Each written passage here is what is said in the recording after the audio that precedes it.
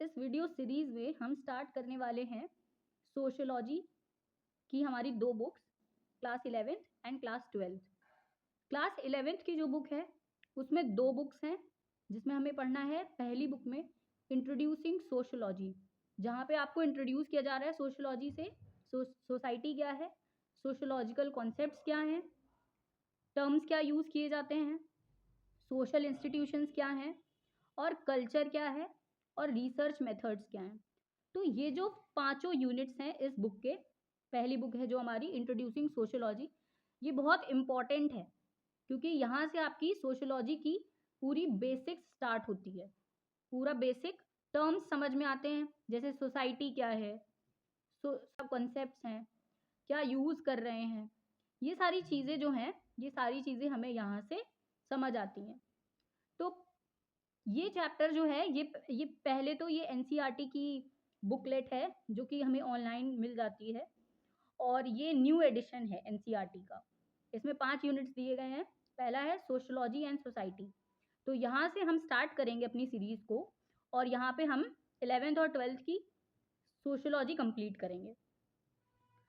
So hello everyone, welcome. Let's start the first unit, sociology and society. आता है तो हम क्या समझना चाहते हैं इस चैप्टर से। तो सोशियोलॉजी एंड सोसाइटी में पहले तो हमें ये समझना है कि सोशियोलॉजी एज अ सब्जेक्ट क्या है और सोसाइटी क्या है एज अ कॉन्सेप्ट। ये चीज़ें हमें सोशियोलॉजी ही एक्सप्लेन करती है, बिकॉज ऐसी सोशियोलॉजी को एक साइंस के तौर पे देखा जाता है कि ये एक ऐसी साइंस है जो हमें सोसाइटी के बारे में बताती है। सोसाइटी में जो प्रॉब्लम्स हैं उनके इश्यूज क्या हैं, उनके रीजंस क्या हैं, उनके सॉल्यूशंस क्या हैं, ये सारी चीज़ें हमें सोसाइटी की नॉलेज जो है ये सोशियोलॉजी देती है। सोशियोलॉजी हमें कभी ये नहीं बताती है कि समाज में सही क्या है और गलत क्या है, क्या सही है क्या गलत है, ये नहीं बताती है। वो ये बताती है कि समाज में जो चीज़ें हैं उनके रीजंस क्या हैं वो बताती है और उनके क्या सल्यूशन हो सकते हैं। सिर्फ हमें इतना पता चलता है सोशियोलॉजी से। तो सोशियोलॉजी को स्टडी करने से पहले हमें अपने दिमाग से सारे जो बायस्ड थॉट्स हैं उनको निकाल देना चाहिए, क्योंकि सोशियोलॉजी सिर्फ एक ऐसा सब्जेक्ट है जिसमें आपकी बायसनेस नहीं चलती है। साइंस को अगर हटा दें तो सोशियोलॉजी एक ऐसा सब्जेक्ट है जिसमें आपकी बायसनेस नहीं चलती है, क्योंकि साइंस में जैसे आप प्रैक्टिकली देखते हो ना कि ये चीज़ हुई है। साइंस में आप एक्सपेरिमेंट करते हो, अगर एक्सपेरिमेंट में कोई भी एक्सपेरिमेंट में टेम्परेचर आप 25 डिग्री सेल्सियस ले रहे हो तो फिर आप उसको 30 पे परफॉर्म कर पा रहे हो या नहीं कर पा रहे हो, बस आप इतना देखते हो और फिर उससे कंक्लूजन ड्रॉ कर देते हो कि this experiment can be done only at 25 degree Celsius temperature. तो यही चीज़ हमें सोशियोलॉजी भी बताती है। ये एक साइंस है, इसीलिए इसको साइंस बोला गया है। तो जो बच्चे साइंस बैकग्राउंड से आए हैं, बिकॉज आपने 10th में साइंस पढ़ा होगा, sociology as a new subject आया है सामने, तो इसमें ये और इंटरेस्टिंग बन जाता है कि साइंस से कैसे रिलेट किया जा रहा है सोशियोलॉजी को।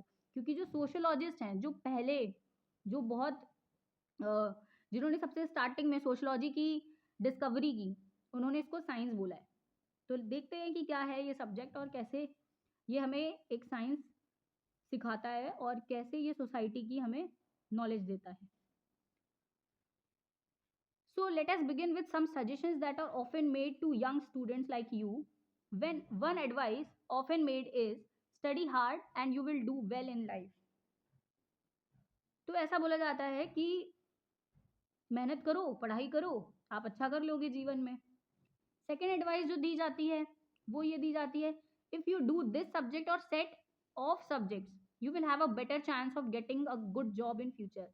तो ये एक यहाँ पे कॉन्ट्रास्ट आता है कि लोग सोचते हैं कि आपने सोशियोलॉजी को सब्जेक्ट के तौर पे लिया है तो आप क्या ही कर लोगे, तो आपके पास कोई ऐसा स्कोप नहीं है, कोई ऐसी अपॉर्चुनिटी नहीं होगी, आप टेक्निकल फील्ड से नहीं होगे। तो ये सारे जो मिसकंसेप्शन हैं सोसाइटी में सोशियोलॉजी को लेके या आर्ट्स के सब्जेक्ट्स को लेके, ये एक बहुत गलत धारणा है जो लोगों ने बना के रखी है। तो इसमें भी यही बोला गया है। तो the second advice as often made is if you do this subject और set of subjects you will have better chance of getting good job in future. तो आपने देखा होगा, अगर अब इसका एग्जाम्पल लें तो आपने देखा होगा कि आपके कई सारे दोस्त जो है ना 11th-12th में, वो क्या करते हैं, साइंस लेते हैं, मैथमेटिक्स लेते हैं या बायोलॉजी लेते हैं। तो बायोलॉजी वाले तो नीट की तैयारी करने लगते हैं, और जो मैथ्स वाले हैं वो जेई की तैयारी करते हैं और इंजीनियर्स की उसमें लग जाते हैं। तो इससे क्या है, इससे सिर्फ ये है कि हमें ये दिख रहा है कि हाँ, हमारी सोसाइटी कैसे भेड़ चाल में आगे बढ़ रही है, कैसे हमारे स्टूडेंट्स जो हैं वो भेड़ चाल में आगे बढ़ रहे हैं। तो यही बस ये यहाँ पे बोल रहे हैं कि एक एडवाइस दी जाती है कि मेहनत करो, सफलता मिलेगी, और दूसरी चीज़ ये एडवाइस दी जाती है कि ये सब्जेक्ट्स हैं, मैथ्स पढ़ लो, साइंस पढ़ लो, तो आपको बेटर अपॉर्चुनिटीज़ मिल जाएंगी getting job in the future. क्या ये सच है? तीसरी एडवाइस क्या हो सकती है, as a boy this does not seem a correct choice of subject, और as a girl do you think your choices of subjects is a practical one. अब यहाँ पे ना इसका एक बहुत अच्छा सा एग्जाम्पल देते हैं। पहला एग्जाम्पल ये कि आपने देखा होगा कि बायो में ज़्यादातर लड़के नहीं होते हैं। बायो जो सब्जेक्ट है ना वो लड़कियां ज़्यादा लेती हैं, बिकॉज ऐसा बोला जाता है कि लड़कों के लिए बायो नहीं बनी है, लड़कों को बायो नहीं लेनी चाहिए, लड़के तो मैथ्स लेते हैं। वो आपने देखा होगा ना कि मैथ्स तो लड़कों की अच्छी होती है, लड़कियां मैथ्स में नहीं अच्छी होती हैं, but this is not true. ऐसा नहीं है। अभी देखो बोर्ड में काफ़ी सारे लड़कियां टॉप करती हैं बोर्ड्स एग्जाम में, तो रिजल्ट ये चीज़ें एक देता है।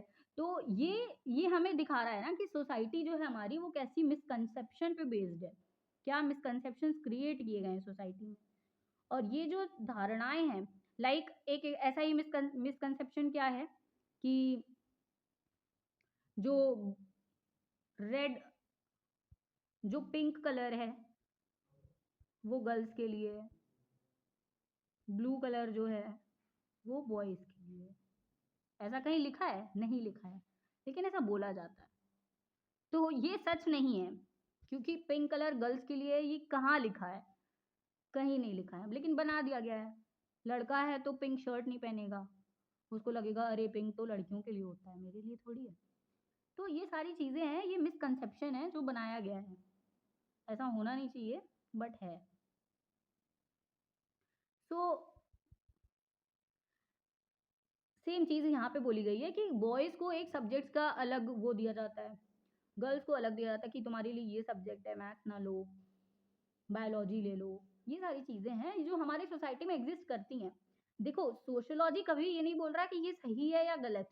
सोशियोलॉजी सिर्फ इतना बता रहा है कि ये चीज़ें एग्जिस्ट करती हैं, इसके पीछे के रीजंस क्या हैं, क्या मिसकंसेप्शन है, क्या है, बस ये बताता है। सोल्यूशन क्या हो सकते हैं, बस इतना। ये नहीं बता रहा कि ये ऐसा मानना सही है या गलत है। सोशियोलॉजी की खुद की कोई धारणा नहीं है, खुद की कोई विचार नहीं है, बस दैट्स इट। तो बस यही चीज़ें हैं। और एक एग्जाम्पल यहाँ से आप समझ सकते हो कि आईआईटी में देखो आप, जो भी आईआईटीज होते हैं वहाँ पे लड़कियाँ कितनी होती हैं, रेशियो बहुत कम है। मतलब अभी तो बढ़ रहा है लेकिन काफ़ी कम है फिर भी। मतलब 100 बच्चों का बैच है तो उसमें मुश्किल से 10 लड़कियाँ होंगी। तो ये चीज़ें हैं ना, ये हमारी समाज में हमें दिखाती हैं कि हाँ रियलिटी क्या है और क्या मिसकंसेप्शंस हैं। मे भी लोग लड़कियों को अपॉर्चुनिटीज़ नहीं देते होंगे, इसके पीछे काफ़ी सारे रीजंस हैं जो हम रेगुलर बेस्ड पे सोसाइटी में देखते हैं। सोशियोलॉजी का काम वही है कि उनको कंसाइज्ड वे में आपको कॉम्प्रिहेंसिव तरीके से वो समझा देती है, वो बता देती है कि अच्छा ये हो रहा है तो क्यों हो रहा है। सही गलत बताना उसका काम नहीं है।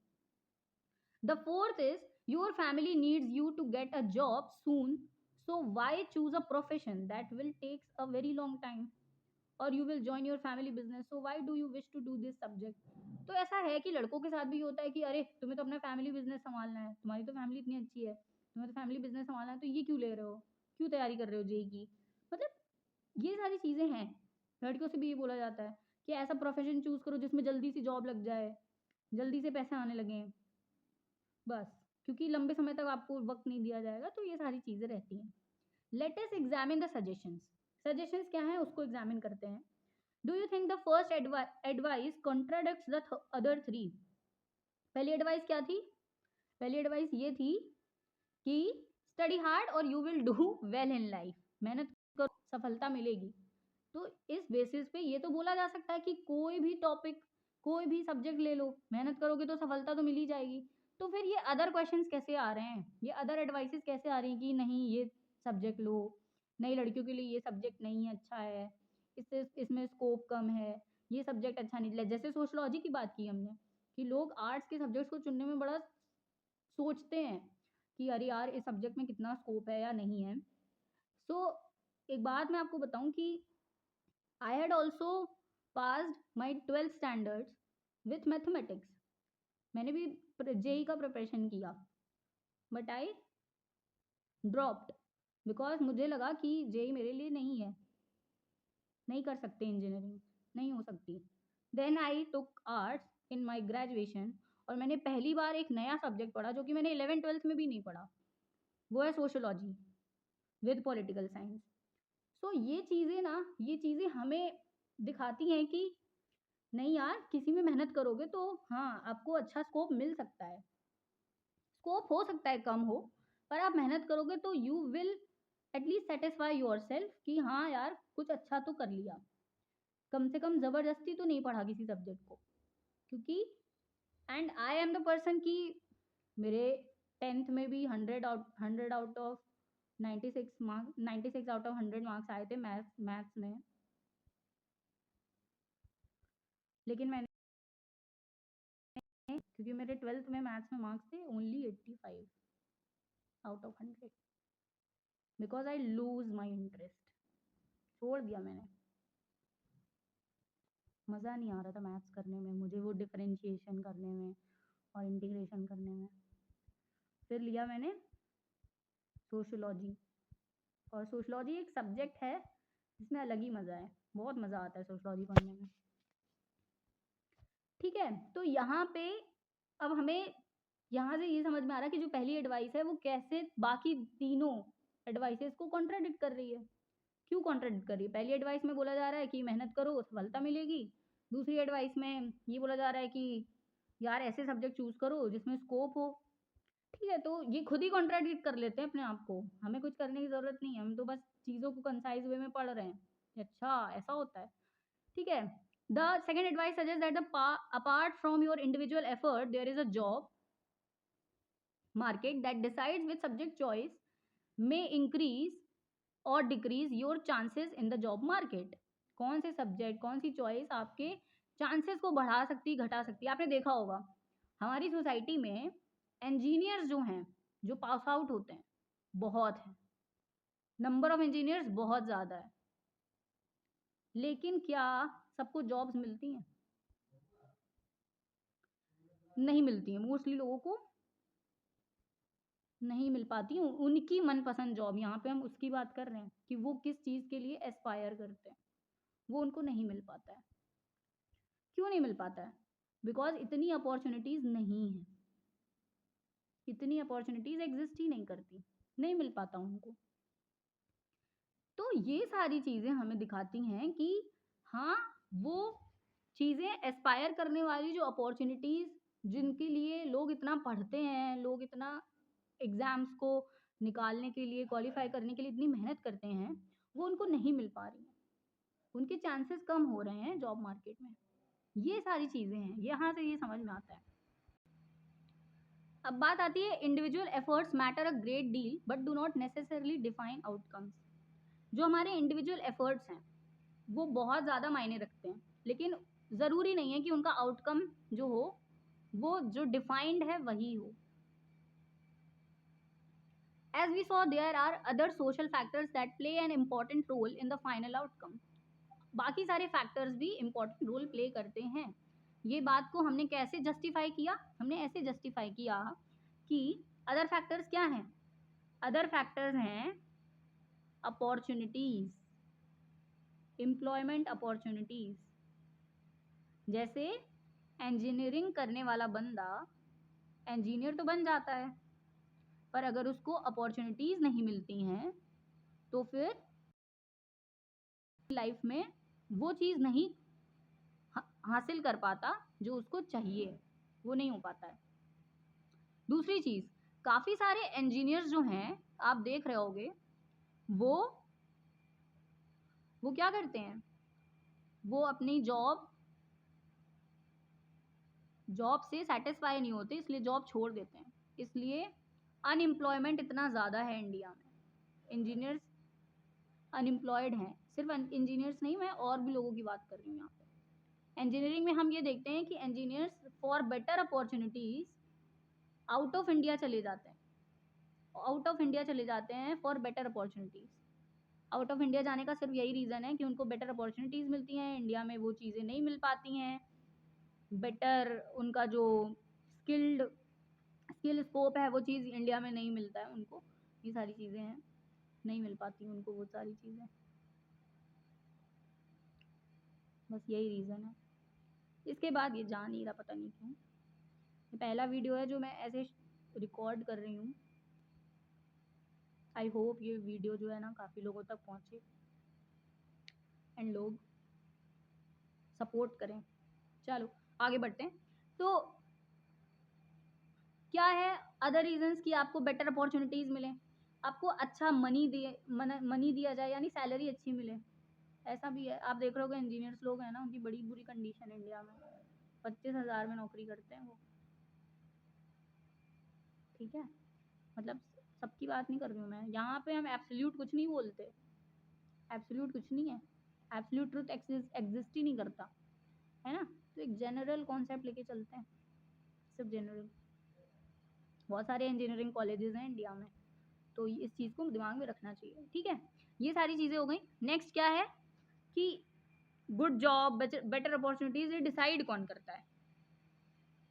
ये डिसाइड कौन करता है? हमारे सोशल फैक्टर्स डिसाइड करते हैं, ठीक है। बहुत सारी चीज़ें हैं, सोसाइटी हमारी कैसे आगे बढ़ रही है। बाहर जाना पड़ रहा है लोगों को नौकरी करने के लिए, तो गर्ल्स को नहीं जाने दिया जाता है, उनके अलग रेस्ट्रिक्शंस हैं, है ना। तो ये सारी चीज़ें ना डिपेंड करती हैं, ये सब सोशल फैक्टर्स हैं जिनकी हम बात कर रहे हैं। इनको भी हम और अच्छे से पढ़ेंगे, इनको हम सेपरेटली पढ़ेंगे, लेकिन अभी हम सिर्फ ये समझ रहे हैं कि सोशलॉजी हम बनाई क्यों गई यार। सोशलॉजी बनाने का एक मकसद क्या था, वो यही था, समझ ही नहीं आ रहा था। वो भी चीज़ें हम लोग पढ़ेंगे, अभी इन्होंने यहाँ से स्टार्टिंग की है, ठीक है। तो do culture and social norms have any role to play? बिल्कुल, कल्चर्स और सोशल नॉर्म्स क्या रोल प्ले करते हैं? हाँ जी करते हैं। क्यों करते हैं? अरे कल्चर ही तो हमारा दिखाता है कि हम कहाँ हैं, कल्चर ही तो है। लोग बोलते हैं ना हमारा कल्चर बोलता है कि साड़ी पहनो, क्यों? जीन्स पहन बोल, देखो ये मिसकंसेप्शन है, बोलते हैं कि शॉर्ट क्लोथ्स जो पहनती हैं लड़कियां उनके साथ ही गलत होता है, सब मिसकंसेप्शन है ना। तो ये सारी चीज़ें हैं जो कल्चर पे ब्लेम डाला जाता है, कल्चर है, सोशल नॉर्म्स हैं, चीज़ें हैं, तो कल्चर हाँ कहीं ना कहीं रोल प्ले करता है, बिल्कुल करता है। Need of the economy are again determined by the economic and political policies pursued by the government. Government सबसे बड़ा रोल प्ले करती है यहाँ पे, सोसाइटी के बाद अगर कोई चीज़ है तो वो गवर्नमेंट है। क्यों रोल प्ले करती है? इकोनॉमिक पॉलिसीज़ तो वही बना रही है ना, पॉलिटिकल पॉलिसीज़ तो वही बना रही है ना, कि क्या अपॉर्चुनिटीज़, कितने परसेंटेज रिजर्वेशन है, किसको? विमेन को। ये सारी चीज़ें गवर्नमेंट डिसाइड करती है। अभी क्या आया है? अभी आया है विमेन रिजर्वेशन बिल, कहाँ पे? In parliament. पार्लियामेंट में विमेन रिजर्वेशन नहीं था, 33% अब रिजर्व किया गया है, ठीक है। क्यों किया गया है? क्योंकि विमेन रिजर्वेशन था ही नहीं। सिर्फ 14% विमेन हैं हमारे 2024 के इलेक्शंस के बाद, विमेन की संख्या 14% है ओनली, ठीक है। The chances of the individual student are affected both by these broader political and economic measures as well as by the social background of her is family. आपने देखा होगा, ये बहुत कॉमन एग्जाम्पल है जो कि मेरे साथ भी हुआ है। बिकॉज ऑफ आप बहुत अच्छे हो पढ़ने में, बट फैमिली इनकम इतनी नहीं है। बेसिक एग्जाम्पल है, काफ़ी सारे स्टूडेंट्स के साथ होता है, मिडिल क्लास में यही होता है, मेरे साथ भी हुआ है। फैमिली इनकम आपको सपोर्ट नहीं कर पाती कि आप और ज़्यादा अपने ड्रीम्स को चेज करने के लिए एफर्ट्स कर पाओ। क्या होता है? कुछ नहीं, आपको वो चीज़ें करनी पड़ती हैं जो आप नहीं चाहते हो, आपको वो पढ़ाई करनी पड़ती है जो आप नहीं चाहते हो, है ना। तो ये चीज़ें हैं, आपको वो अपॉर्चुनिटीज़ नहीं मिल पाती हैं। यहाँ पे गवर्नमेंट की पॉलिसीज़ भी बहुत बड़ा रोल प्ले करती हैं, ठीक है। तो चांसेस जो हैं वो इसी पे डिसाइड होते हैं, क्या आपके अवसर हैं, अवसर इसी पे डिसाइड होते हैं। This gives us preliminary sense of how sociology studies human society as an interconnected whole. एक सोसाइटी है, कैसे कनेक्टेड है? एक ये बंदा है, ये मान लो ये एक फैमिली है, ये 4 लोग हैं एक फैमिली के, ठीक है? ये दूसरी फैमिली है, ये सब आपस में कनेक्टेड हैं सोसाइटी से, ये सब आपस में कनेक्शन है, ये सब मिलके ही तो सोसाइटी बना रहे हैं, सब मिलके सोसाइटी का फॉर्मेशन कर रहे हैं। ये चीज़ें हैं जो हमें बताती हैं कि सोसाइटी कनेक्टेड है एज अ होल। सिंगल बंदे से सोसाइटी बनी है, सोसाइटी किससे फॉर्मेशन हुआ है? Society is a social group, society is a social group जो कि फॉर्म हुआ है by individuals, form by individuals. Individuals से फैमिली बनती है, individual makes family, many family make society, government, organisation, NGOs, schools, सब इंस्टीट्यूशंस हैं जो हम यहाँ इस बुक में जो सोशल इंस्टीट्यूशंस वाला चैप्टर है ना वहाँ पे पढ़ेंगे, ठीक है? तो ये चीज़ें हमने यहाँ पे देखी। The problem of choosing subjects in the senior secondary school is a source of personal worry for the individual student. अब जब भी आपने देखा होगा 10th के बाद आपको सब्जेक्ट्स चूज करने में कितना प्रॉब्लम हुआ होगा। मेरे स्कूल में पता है क्या था? मेरे स्कूल में ये था कि 10th में जिसके जो प्री बोर्ड्स होते हैं ना, 10th के पहले जो बोर्ड्स के पहले प्री बोर्ड्स होते हैं, वो तैयारी होती है आपकी, देखा जाता है कि अच्छा बच्चा कितने पानी में है ना? तो वो चीज़ें जो होती है, जो वो एग्ज़ाम होता है प्री बोर्ड वाला, 2 होते हैं वैसे, एक हाफ ईयरली के पहले होता है, एक फाइनल्स के पहले होता है, बोर्ड्स के पहले होता है। तो उसमें जो नंबर आते थे ना, मार्क्स आते थे, उसके बेसिस पे देखा जाता था कि इसको ये फील्ड दे दी जाएगी, इसको ये स्ट्रीम देनी चाहिए। तो जैसे मेरे तो चलो ठीक आ जाते थे मार्क्स, ठीक है? तो मुझे तो मैथ्स दे दिया गया। तब भी तो प्रॉब्लम हुई ना कि मुझे मैथ्स लेना ही नहीं था, मुझे तो इंटरेस्ट आर्ट्स में था। लेकिन वो एक होता है ना कि अरे ईगो पे बात आ जाएगी, ले लिया मैथ्स। देखा कि सारे बच्चे तो तैयारी कर रहे हैं जेई की, यार मैं तो पीछे रह जाऊंगी, जबरदस्ती जेई की तैयारी करने चले गए। हुआ क्या? कुछ हासिल नहीं हुआ, आ गए आर्ट्स पे क्योंकि इंटरेस्ट आर्ट्स में। तो बात यही है, ठीक है, कि ये एक वरी होती है यार, क्या क्या कौन से सब्जेक्ट लें। तो मेरे स्कूल में तो चलो ये था कि हाँ मार्क्स के बेसिस पर डिसाइड किया जाता है, टीचर्स डिसाइड करते थे कि इस बच्चे को ये फील्ड ये स्ट्रीम देनी चाहिए। बट कई स्कूलों में क्या होता है ना कि बच्चे खुद ही डिसाइड करते हैं। अब हाँ, अनलेस एंड अनटिल आप फेल ना हो जाओ किसी सब्जेक्ट में, लेकिन अगर आप एवरेज स्टूडेंट हो तो आपको खुद डिसाइड करना होता है कि आप कौन से स्ट्रीम पे जाओगे, है ना? तो ये एक वरी का मतलब है, बड़ा टेंशन रहती है बच्चों को कि यार क्या लें। मेरा भाई है जैसे, वो 11th में ही है, तो उसको बड़ा टेंशन थी कि कहाँ, वो एवरेज था, एवरेज स्टूडेंट है, तो उसको टेंशन है कि यार कहाँ जाना था, कहाँ नहीं, कहाँ जाने चाहिए। तो मैंने उसको कॉमर्स दिलाया है। अब ये अब देखो यहाँ पे भी एक बात आ जाती है कि मैंने दिलाया है, मैंने नहीं दिलाया, उसको इंटरेस्ट था, ठीक है? वरना आप लोग कहो कि अच्छा अभी तो देखो बोल रहे हैं कि सोशल फैक्टर्स रोल प्ले करते हैं और बोल रही है मैंने दिलाया है। तो मैंने नहीं दिलाया है, उसको इंटरेस्ट था कॉमर्स में, तो इसलिए कॉमर्स उसने लिया है। उसको ये बर्डन से हम लोगों ने मुक्त रखा, ये प्रेशर नहीं था कि बेटा कॉमर्स मत लो, मैथ्स लो, कि दीदी तो मैथ्स ले रखी थी, ऐसा कुछ नहीं था। मेरे यहाँ ऐसा नहीं है, लेकिन फिर भी मतलब काफ़ी सारे बच्चों के साथ ऐसा होता है। हमारी सोसाइटी ऐसे ही बनी है, यही मिसकंसेप्शंस रहे हैं हमारी सोसाइटी में। चलो नेक्स्ट क्या है? that this this is a broader public issue affecting students as a collective entity is self evident, है ना? तो ब्रॉडर पब्लिक इशू है सारे स्टूडेंट्स का, तो ये कलेक्टिव इशू हो गया ना, साफ नजर आता है। One of the task of sociology is to unravel the connection between personal problem and a public issue. Personal problem क्या है? बहुत अच्छे से समझते हैं इस चीज को। पर्सनल प्रॉब्लम ये है, प्रॉब्लम है, एक बच्चे को दिक्कत हो रही है सब्जेक्ट चूज करने में, कोई इंडिविजुअल स्टूडेंट है, उसको प्रॉब्लम हो रहा है सब्जेक्ट चूज करने में, वो बेचारा है परेशान, क्या करूं क्या ना करूं, क्या करूं। लेकिन सिर्फ यही बच्चा परेशान है? नहीं, ऐसे कई सारे बच्चे हैं जो ये सोच रहे हैं कि क्या करूं क्या करूं, है ना? तो ये एक कलेक्टिव इशू हो गया। अब ये सिर्फ इंडिविजुअल का इशू नहीं है, बस यही हमारी सोसाइटी, हमारी सोशलॉजी बस इसी चीज को खोजने में और इसी चीज को उजागर करने में लगी हुई है कि यार क्या है क्या, ये सोशल इशू है क्या, कहाँ से आया, ये इशू आया कहाँ से? ये इशू इसलिए आया क्योंकि बेचारे बच्चों पे, उन स्टूडेंट्स पे, अच्छा ये कोई ऑफेंसिव वर्ड नहीं मैं यूज़ कर रही हूँ, सिर्फ मतलब एज अ उनकी कंडीशन देख के, तो उन पे ये बर्डन होता है कि यार फैमिली क्या कहेगी, मैंने अगर आर्ट्स ले लिया तो, समाज क्या कहेगा मैंने अगर आर्ट्स लिया तो, क्या सोचेंगे लोग, हाँ मैथ्स तो नहीं झेल पा रहा होगा इसलिए आर्ट्स लिया, बेकार होगा पढ़ने में इसलिए आर्ट्स लिया। ये सारी चीज़ें, आर्ट्स ले लिया बेटा, आर्ट्स लेके तुम्हें क्या ही कर पाओगे आगे, मतलब ये सारी चीज़ें हैं। यही बस सोशलॉजी का काम बस इतना ही है, इसी को उजागर करना। ठीक है, कोई बायस्ड नहीं रखता है सोशलॉजी, कोई सब्जेक्ट ऐसा नहीं है कि आप पहले से सोच के बैठो अच्छा ऐसा होता होगा, नहीं नहीं नहीं। ये क्या होता है कि आपको ऑब्जर्व करना है इन द सोसाइटी रह के। आप फिर एज अ सोशलॉजी स्टूडेंट सबसे मेन चीज़ यही है कि आप मुक्त हो जाते हो सारे बंधनों से। आपको ये देखना है कि अच्छा ऐसा क्यों हो रहा है, बस ये नहीं कि ऐसा इसलिए होता होगा, नो। ये आपका प्री कंसेप्शन है जो आप अपने माइंड में रखे हो, वो आपको रखना ही नहीं है सोशलॉजी में। हम लोग आगे पढ़ेंगे रिसर्च वाला चैप्टर, जो वो रिसर्च चैप्टर है ना, वो बस हमें यही बताता है कि आप as a sociologist, as a researcher आप क्या देख रहे हो सोसाइटी में, आपको क्या प्रॉब्लम्स नज़र आ रहे हैं, बस ये सारी चीज़ें क्या सोल्यूशंस हो सकते हैं, दैट्स इट। ठीक है, जल्दी से इस टॉपिक को, पहले टॉपिक को ख़त्म करते हैं। क्या है, we have already seen that good job means different things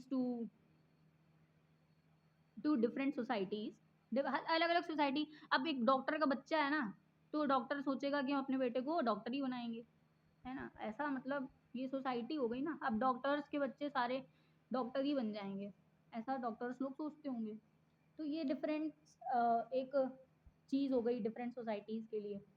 social esteem क्या है कि पर्टिकुलर काइंड ऑफ जॉब जो है वो does not have for an individual, depends on the culture और हिज और रेलिवेंट सोसाइटी, है ना। तो रेलिवेंट सोसाइटी क्या है, सोसाइटी में इंडिविजुअल जो है वो,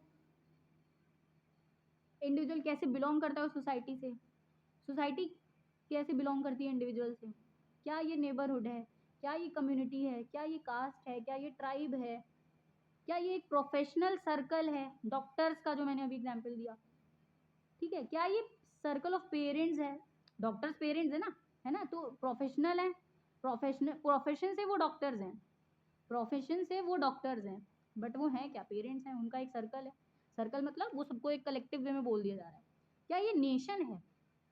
सेकेंड चैप्टर हमारा इसी बात पे फोकस डालेगा कि ये सारी चीज़ें हैं क्या एक्चुअल में। थर्ड क्या है, ये चैप्टर हमें इंट्रोड्यूस करता है इस बात से कि सिस्टमैटिक स्टडी ऑफ सोसाइटी होती क्या है, कैसे अलग है फिलॉसफी और रिलीजियस रिफ्लेक्शन से, क्योंकि बहुत देखो बहुत माइनर डिफरेंस है। लोग क्या समझते हैं ना कि फिलॉसफी सोशियोलॉजी सब एक ही चीज़ है, नहीं है एक। सोशियोलॉजी जो है ना वो रिलेट तो करती है फिलॉसफी से, पॉलिटिकल साइंस से, इकोनॉमी से, है ना, साइकोलॉजी से, एंथ्रोपोलॉजी से, लेकिन एक नहीं है। सोशलॉजी बहुत ब्रॉडर कॉन्सेप्ट है, आप सोशलॉजी पढ़ रहे हो इसका मतलब आप सारे सब्जेक्ट्स का ज्ञान ले रहे हो, आप सिर्फ पॉलिटिकल साइंस नहीं पढ़ रहे हो, आप सिर्फ एंथ्रोपोलॉजी नहीं पढ़ रहे हो, आप सिर्फ साइकोलॉजी नहीं पढ़ रहे हो ना, आप सारे सब्जेक्ट्स का ज्ञान ना इकट्ठे समा रहे हो अपने अंदर, ये सोशलॉजी की ताकत है। ठीक है, तो ये सब्जेक्ट अलग ही एक है, मतलब फ्रेम हो जाएगा इस सब्जेक्ट से। Distinct from philosophy and religious reflections, कोई बायसनेस नहीं, कुछ नहीं, आपके दिमाग में कुछ नहीं है, आप सिर्फ नॉलेज गेन कर रहे हो और आप सिर्फ कंसेप्ट बना रहे हो, आप कंक्लूजन ड्रॉ कर रहे हो बस। यहाँ पे ना कंक्लूजन ऐसे ड्रॉ किया जाता है कि हाँ ये रिसर्च किया है भैया, मैंने अपने मन से नहीं कुछ दिया है। फोर्थ क्या है, this distinct way of studying society can be better understood if we look back historically at the intellectual ideas. अब ये इंटेलेक्चुअल वर्ड का मीनिंग क्या है, इंटेलेक्चुअल मतलब जब आप जानने की कोशिश करते हो और क्या हो रहा है, अच्छा ऐसा अच्छा वैसा, ये इंटेलेक्चुअल जानने की कोशिश, घुस जाना किसी टॉपिक में, इंटेलेक्चुअल ये होता है। आप किसी चीज़ के बारे में इतना जान रहे हो, इतनी स्टडी कर रहे हो, आइडियाज़ क्या है, इंटेलेक्चुअल लोग ऐसे ही होते हैं जो इतनी स्टडी करके कुछ नया दे देते हैं, ठीक है, समाज को। Material context within which society sociology was born and later grew, जैसे सोशलॉजी ड्रॉन की गई, कैसे आई, कैसे वो समाज में इतना आगे बढ़ी। These ideas and material development were mainly western but global consequences. Start कहाँ से हुई थी, वेस्टर्न से, वेस्टर्न वर्ल्ड से, लेकिन ग्लोबल कंसिक्वेंसेस को विदड्रॉ करती थी। Fifth we look global expect and the manner in which sociology emerge in India. कैसे इंडिया में सोशलॉजी आई, बहुत इंटरेस्टिंग है। It is important to remember that just as each of us have a biography, so does a discipline। जैसे हमारी biography होती है वैसे ही डिसिप्लिन होता है। Understanding the history of discipline helps understanding the discipline. क्या आप, अगर आप देखो किसी भी चीज़ की अगर आप हिस्ट्री जानते हो, हिस्ट्री में लोगों को इंटरेस्ट क्यों आता है, जो भी हिस्ट्री पढ़ते हैं उनको इंटरेस्ट क्यों आता है, अच्छा ऐसा हुआ था, अच्छा ऐसा हुआ था, और वो जानने की कोशिश करते हो और घुसते चले आते हो बुक्स में, अच्छा ऐसा हुआ था, ऐसा हुआ था, ऐसा हुआ था, फिर कैसा हुआ, अच्छा ऐसा हुआ। तो ये सारी चीज़ें जो हैं, हिस्ट्री जानना किसी भी चीज़ की, वो हमें डिसिप्लिन, उस पूरी चीज़ को समझने में मदद करता है। एंड फाइनली जो है ना, स्कोप ऑफ सोशलॉजी और उसके रिलेशनशिप्स विथ अदर डिसिप्लिन, ये वाले रिलेशनशिप नहीं, डिसिप्लिन के साथ, डिसिप्लिन मतलब अलग अलग सब्जेक्ट्स के साथ, जो अभी मैंने बताया, सोशलॉजी जो है वो पॉलिटिकल साइंस से भी रिलेट करता है, सोशलॉजी एंथ्रोपोलॉजी से भी करता है, सोशलॉजी साइकोलॉजी से भी करता है, इकोनॉमी से भी करता है, वो चीज़ें पढ़नी है हमें नेक्स्ट टॉपिक में। तो आई होप ये वीडियो आपको पसंद आया होगा, इंट्रोडक्शन आपको समझ में आया होगा सोशलॉजी का, क्या पढ़ना है, कैसे पढ़ना है, क्या चीज़ें हैं जो हमें सोसाइटी के बारे में जानने में मदद कर सकती हैं। ये सारी चीज़ें हमें सोशलॉजी सिखाती है। सोशलॉजी एक बहुत इंटरेस्टिंग सब्जेक्ट है, आपको इंटरेस्ट डेवलप करना पड़ेगा, और जब आपको इंटरेस्ट आएगा ना, आप इस सब्जेक्ट को छोड़ ही नहीं पाओगे। Currently I am pursuing MA in sociology from a government college, and ये सब्जेक्ट वाकई बहुत इंटरेस्टिंग है, जिसमें आपको MA में क्या होता है ना, आपको सेक्शनल भी एक सोशलॉजी का पार्ट लेना होता है, सेक्शनल सब्जेक्ट लेना होता है। मैंने उसमें रूरल सोशलॉजी लिया है, because it's very interesting to know about your country, it's very interesting to know about the societal developments, very interesting to know about क्या चीज़ें चल रही हैं, क्या फैक्टर्स हैं, क्या इश्यूज हैं। आप कंक्लूड करते हो चीज़ों को, आप खुद से कुछ नहीं पहले से नहीं लेके बैठे हो, आपने रिसर्च किया है। जब आपको रिसर्च प्रोजेक्ट्स मिलेंगे ना सोशलॉजी में, यू विल बी हैप्पी कि आप लोगों के बीच जा रहे हो, ग्राउंड पे आप वर्क कर रहे हो। तो बहुत सारे इंटरेस्टिंग फैक्ट्स हैं सोशलॉजी के जो हमें समझने हैं। और if you like this video so please like and subscribe कर लेना चैनल को, और फिर उसके बाद हम लोग बढ़ेंगे इस सीरीज़ में आगे। ये पहला वीडियो था, आई होप ये आपको अच्छा लगा हो। ये सारी चीज़ें कुछ ना हट नहीं रही हैं, तो आई विल ट्राई कि नेक्स्ट टाइम से थोड़ा एक्सपीरियंस हो जाए, और पहला वीडियो है तो कोई बात नहीं, थोड़ी गलतियाँ माफ़ कर देना। We will continue in the next video from the next part of this book, of this first chapter. ठीक है, तब तक के लिए bye bye, tata, and have a great learning.